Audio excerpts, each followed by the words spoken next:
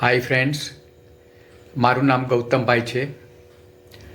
આ મારા બધા વિડીયોઝનું ટાઇટલ છે સિમ્પલી કોમ્પ્લિકેટેડ. એમાં આજે હું પાર્ટ 1 પ્રતિક્રમણ વિશે બોલવાનો છું.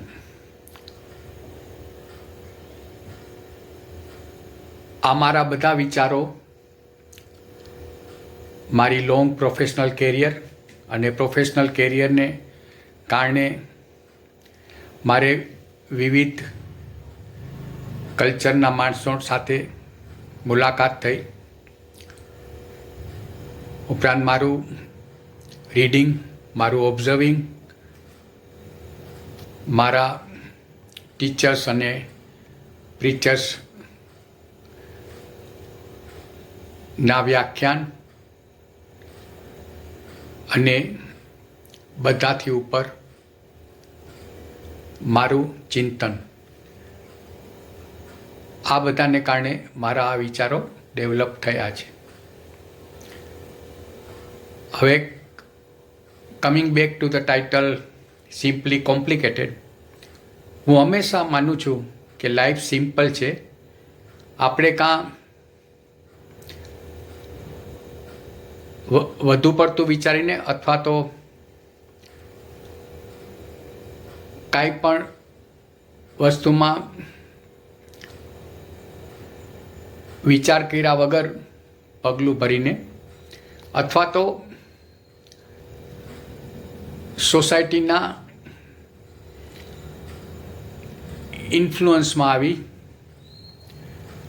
આપણે આપણી લાઈફને કોમ્પ્લિકેટેડ બનાવી દઈ છે.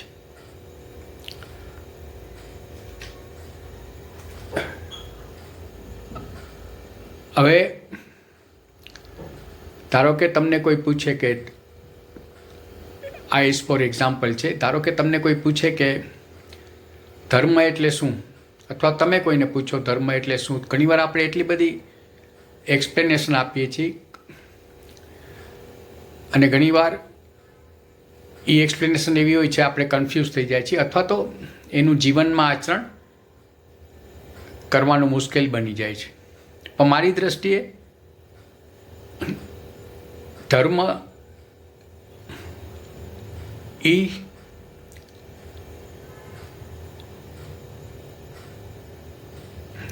લાઈફ માટેનું લિવિંગ સ્કિલ સાયન્સ છે. ધર્મ એટલે જે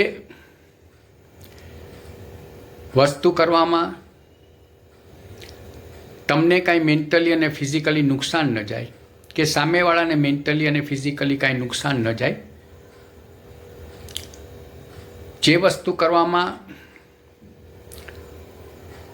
તમે તમારી જાતને હેલ્પ કરી કરો છો અથવા તો સામેવાળાને હેલ્પ કરો છો, આ વસ્તુ કરવામાં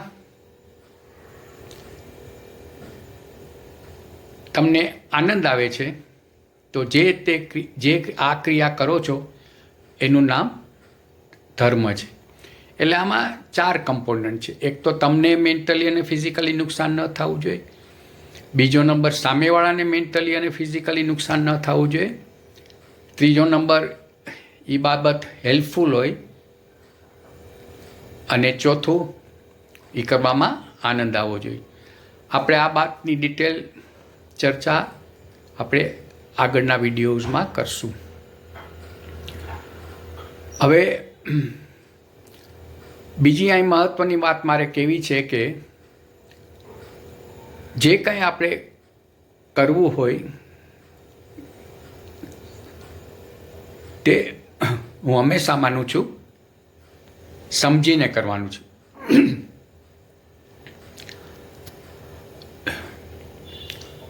કાંક હું એમ માનું છું કે તમે કાંઈ વાંચો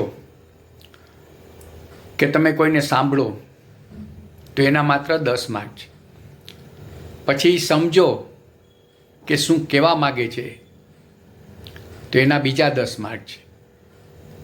અને પછી તમે તમારી મેરે ક્રિટિકલ એનાલિસિસ કે ચિંતન કરો કે એકચ્યુઅલી હકીકત શું કહેવા માગે છે અને શક્યતા શું હોઈ શકે, અને તમે જે નિર્ણય પર લો એના બીજા 10 માર્ક છે. એટલે ટોટલી 30 માર્ક થયા. તો બાકીના 70 માર્ક જ્યારે તમે એનું જીવનમાં આચરણ કરો છો ત્યારે બાકીના 70 માર્ક છે.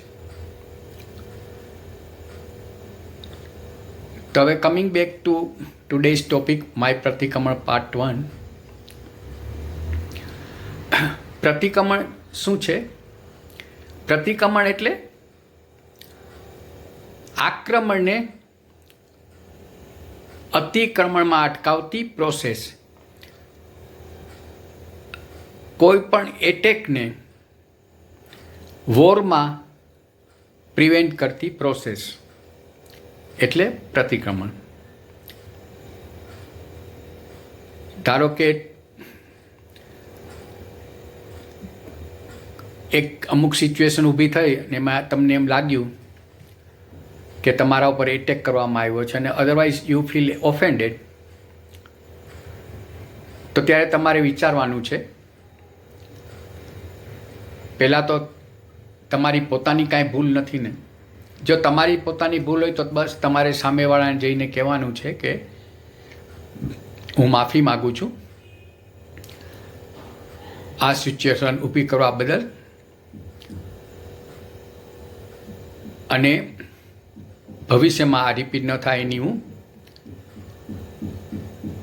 પ્રયત્ન કરીશ. હવે તમને એમ લાગે છે કે તમારી કાંઈ ભૂલ નથી, પણ સામેવાળાએ ખોટું કર્યું છે, પણ હંમેશા વિચારજો તમને એવું લાગે છે. એટલે તમારે ભલે એને તમને એવું લાગતું હોય ખોટું કર્યું તોય તમારે એના આગળ જવાનું છે અને કહેવાનું છે કે આ સિચ્યુએશન ઊભી થઈ તે બદલ હું દિલગીર છું. આપણે બંને આ પ્રોબ્લેમ છે એને સોલ્વ કરવા પ્રયત્ન કરશું. ત્રીજી બાબત એ છે છતાંય એટેક ચાલુ રાખે તો તમારે થોડીક વાર માટે એનાથી વિડ્રો થઈ જવાનું છે, એ સિચ્યુએશનમાંથી નીકળી જવાનું છે અને થોડાક સમય માટે તમને યોગ્ય લાગી તમારે કરવાનું છે, સામેવાળાને યોગ્ય લાગી એને કરવા દેવાનું છે, અને પછી એવું લાગે તો થોડાક ટાઈમ પછી પાછા તમે ડિસ્કસ કરી શકો. પણ ચોથી વસ્તુ એ છે કે જો ધારો કે સ્ટીલ કન્ટિન્યુઝ ટુ એટેક, તમારા ઉપર એટેક ચાલુ રાખે તો પછી તમારા માટે નો ચોઈસ, તમારે ફાઇટ કરવી પડે. કારણ કે આ ફાઇટ કરશો તો સામેવાળાને એમ લાગશે કે તમે વીક નથી, એટલે પાવરનું બેલેન્સ થઈ જશે અને ઓટોમેટિક શાંતિ જળવાશે. નહીં તો એને એમ લાગશે કે આ સામેવાળો વીક છે તો એ એટેક ચાલુ જ રાખશે. એટલે આ રીતે પ્રતિક્રમણના 4 કોમ્પોનન્ટ છે. હવે આપણે પ્રતિક્રમણ વખતે કે મિચ્છામી દુક્કડમ કહી છીએ. મિચ્છામી દુક્કડમનો અર્થ શું છે?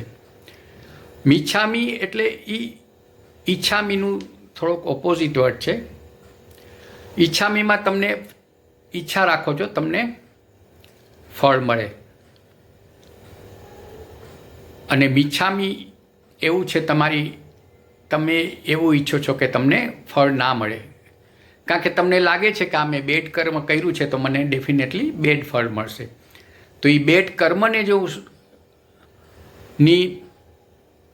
ના બેડ ફળની ઈચ્છા નથી રાખતો, પણ હવે તમારે એ બેડ કર્મને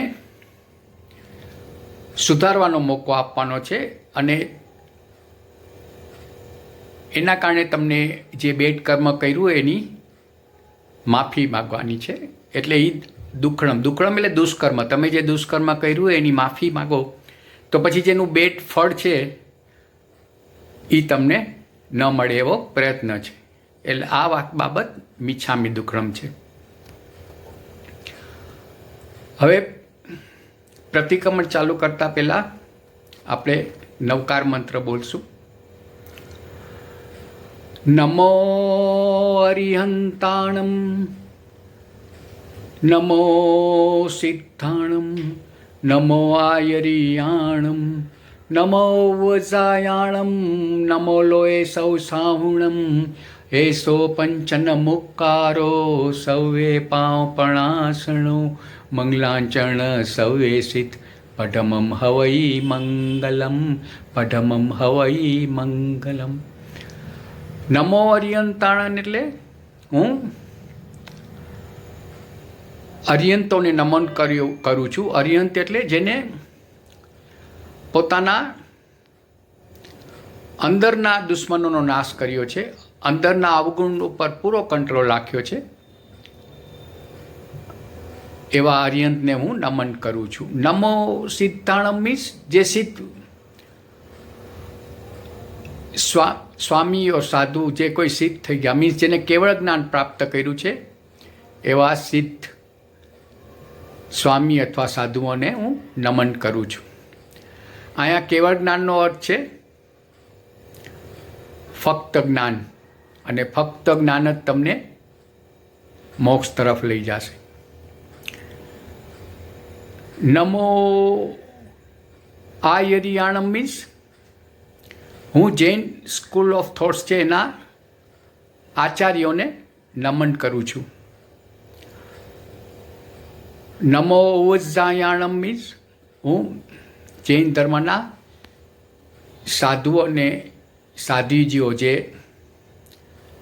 જૈન ધર્મનું જ્ઞાન આપે છે એઓને નમન કરું છું. અને નમો લોએ સૌ સાણું જે કોઈ જૈન શ્રાવક શ્રાવિકા